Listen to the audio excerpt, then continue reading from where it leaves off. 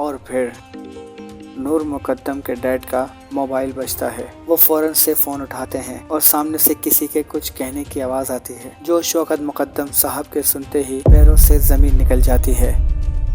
یہ کال شاید مقدم فیملی کبھی نہیں بھول پائے گی۔ اس ایک کال نے مقدم فیملی کی زندگی کو بدل کر رکھ دیا۔ السلام علیکم فرینڈز، جامی ٹیلز میں خوش آمدید۔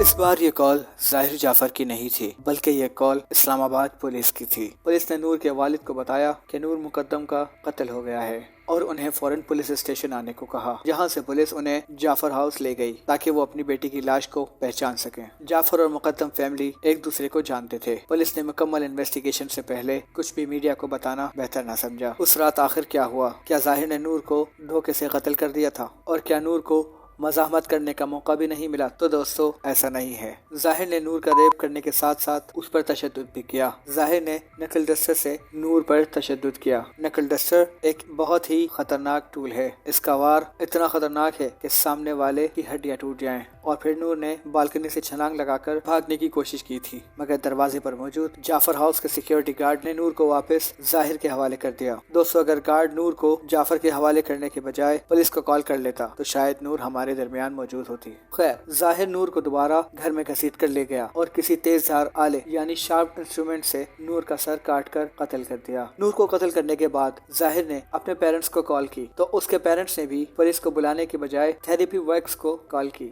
فرینڈز، ظاہر تھیراپی ورکس نامی ایک مینٹل ہیلتھ انسٹیٹیوٹ میں ایک پریکٹسنگ تھراپسٹ تھا۔ ظاہر کا اس ہی انسٹیٹیوٹ میں علاج کیا گیا تھا۔ تھیراپی ورکس کی ٹیم جعفر ہاؤس پہنچی۔ اسی دوران اس ٹیم کا ایک ممبر زخمی بھی ہوا۔ پولیس ظاہر کے گھر پہنچ چکی تھی اور ظاہر کو اب اریسٹ کر لیا گیا تھا اور FIR بھی درج کر لی گئی تھی۔ مگر یہاں کہانی ابھی ختم نہیں ہوئی۔ پولیس انویسٹیگیشن میں اور بھی کچھ سامنے آیا۔ اس واقعے کے ٹھیک 4 دن بعد پولیس نے ثبوت چھپانے کی کوشش کے الزام میں ظاہر کے پیرنٹس اور جعفر ہاؤس کے اسٹاف کو اریسٹ کر لیا اور پولیس نے تھیراپی ورکس کی ٹیم کو بھی انویسٹیگیٹ کیا۔ اور اسی دوران پولیس نے ظاہر کا موبائل ڈیٹا چیک کیا، جہاں پولیس کو پتہ چلا کہ نور پہلی لڑکی نہیں تھی جو ظاہر کے تشدد کا شکار ہوئی تھی۔ ظاہر کا نام ایگزٹ کنٹرول لسٹ یعنی ECL میں ڈال دیا گیا تھا۔ اس لرزخیز واقعے کے بعد نور کی فیملی اور فرینڈز نے اسلام آباد میں اکٹھے ہو کر نور کی یاد میں موم بتیاں روشن کی اور پروٹیسٹ کیا۔ دیکھتے ہی دیکھتے نور مقدم کیس نیشنل ٹاک بن گیا تھا۔ نور کی فیملی، فرینڈز اور سماجی تنظیمیں سڑکوں پر پروٹیسٹ کر رہے تھے اور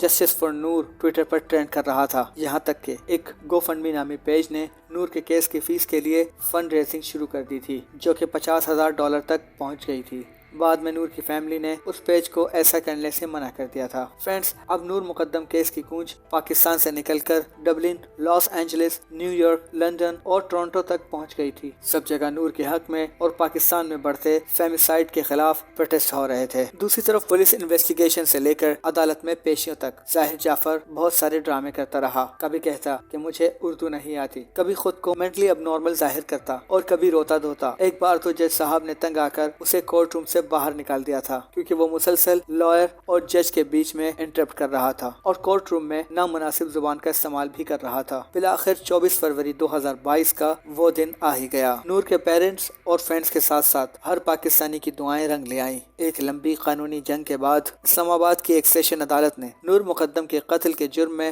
ظاہر جعفر کو سزائے موت سنائی۔ ریپ کے جرم میں 25 سال قید اور کڈنیپنگ کے جرم میں 10 سال قید سنا دی۔ ہمیں نور مقدم کی اس اسٹوری سے کچھ باتیں سیکھنے کو ملی۔ کوئی بھی شخص کتنا بھی اثر انگیز یا طاقتور ہو، اسے قانون سے اوپر نہیں ہونا چاہیے۔ ظاہر جعفر کو موت کی سزا دینے کا عدالت کا فیصلہ انصاف کی اہمیت کو مضبوط کرتا ہے۔ یہ مقدمہ خواتین پر تشدد کے خلاف ایک نیشنل ٹاک شروع کرنے کا باعث بنا۔ ایسے ظلم کے خلاف بولنا اور انصاف انتہائی ضروری ہے۔ یہ واقعہ نظام عدل میں تبدیلی اور جینڈر بیسڈ تشدد کے شکار افراد کے لیے بہتر تحفظ کی فوری ضرورت کو نمایاں کرتا ہے۔ عوام اور انسانی تنظیموں نے مل کر یہ یقینی بنانے میں اہم کردار ادا کیا کہ مقدمہ نظر انداز نہ کیا جائے۔ یہ عوام کا شعور اور طاقت کو نمایاں کرتا ہے۔ یاد رکھیں، ہر شخص کو ڈر اور تشدد سے آزاد زندگی گزارنے کا مکمل حق ہے۔ آئیے ہم سب مل کر اسے حقیقت بناتے ہیں۔ فرینڈز، اگر یہ ریسرچ اچھی لگی ہو تو پلیز اسے لائک کیجیے گا، سبسکرائب کیجیے گا اور شیئر ضرور کیجیے گا۔ Thank you so much for watching.